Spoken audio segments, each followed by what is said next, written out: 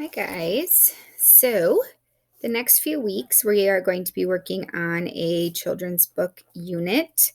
You are eventually going to be writing your own children's book, but this first week, I'm going to have you take a look at some picture books and kind of analyze them and look at the different parts. And you will find that I shared this children's book notebook for you to complete this week. Before you write and illustrate your own book, I want you to take a look at several, at least two. You're going to analyze at least two well written picture books. Hopefully, you have some at home. If you do not, you will see on this screen here that I put a couple websites that I just really quickly found that have some picture books.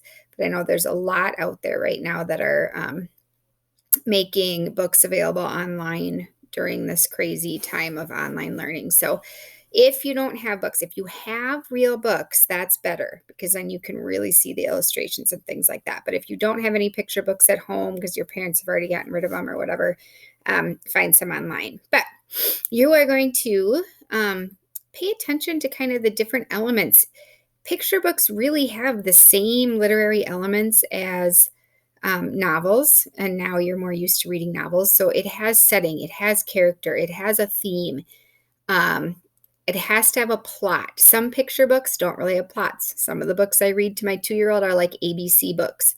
You have to choose some that actually have a plot, and you have to write one that actually has a plot. But the difference is it's all super condensed.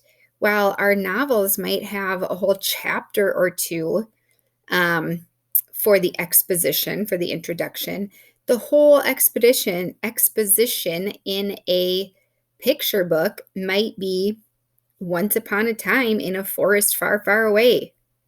That might be your setting. That might be the whole exposition, the whole introduction. There lived a princess who was looking for her prince. There you go. So it has all the different parts. It's all just really condensed to fit into a picture book. So you're going to choose at least two books this week to analyze a little bit more closely. And then you're going to fill in this notebook. So book number 1, you're going to write your title, author, and illustrator. Then it goes, there's different slides for the different literary elements. So children's book plot. How does the book introduce characters? That's that exposition piece I was just talking about. So it might literally be like, once upon a time there lived a princess, or the Berenstain Bears, there's brother bear, sister bear, mama bear. Conflict. It has to have a plot. Therefore, it's going to have a conflict. What is the problem? And again, in a picture book, this is just going to be a lot less complicated. The whole conflict might be like, I lost my teddy bear, or the bully took my snack, or something like that. What actions are taken? That's our rising action. Complications. What are some of the bumps along the way? And then how does the character feel in the beginning and in the end? And most picture books are going to have a happy ending. Illustrations. I want you to notice how the illustrations affect the story. If it's a super happy part of the book, what colors does the illustrator use? If it's a scary part of the book, what does that look like? Really look at how the illustrations affect the story. The illustrations have to kind of match. And in a picture book, the illustrations really are just as important as the words, especially for early readers. They'll look at the pictures and just kind of guess what the story is. Characters. I'm going to fill out that one for the character. Again, we don't have as much character development, but we should be able to answer all the questions on this slide. Setting. You're going to get just as much information usually in the illustrations about the setting as you will in the stories. Usually not super specific settings in a picture book either. It might just be in their backyard, or at school, or at the playground, or in the forest, or whatever.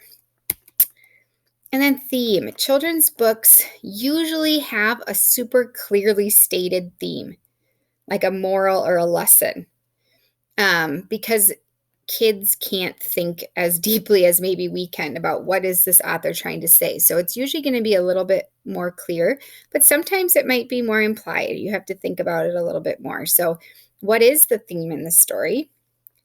And is the theme clearly stated, or is it just implied? Did you have to think a little bit harder about it? And then it goes on to do the exact same thing for book number 2. So this week, I want you to do both of those books and your DLR every day. So this notebook will be due by Friday. DLR will be due Thursday. Let me know if you have any questions along the way. I'll probably make myself available for a while on Zoom. If anyone has any questions or just wants to chat or whatever, I'll keep you updated on what time that will be.